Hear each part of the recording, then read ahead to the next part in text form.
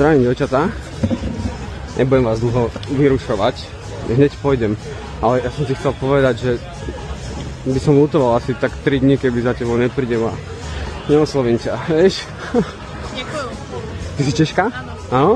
Odkiaľ? Tak to je kúsok. Čo skoro poviem do... Jaká je pizza, dobrá? Tak bydlím, no. Áno? Výborne, tak sa stretneme. Ale ty si tiež z Česka? My sa stretneme. Ja som hostiteľka dneska. Jaj, takže ona býva u teba. Dneska, na noc. Dobre, rozumiem. Jak sa voláš? To už som sa pýtal, či nie? Tak povedz mi. Pekné meno. Tak by som chcela, aby sa volala moja dcera. Čo by si povedal na to?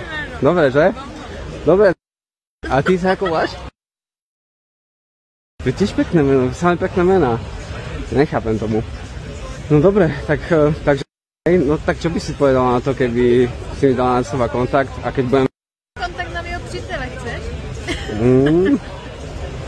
Ty máš tiež priateľa?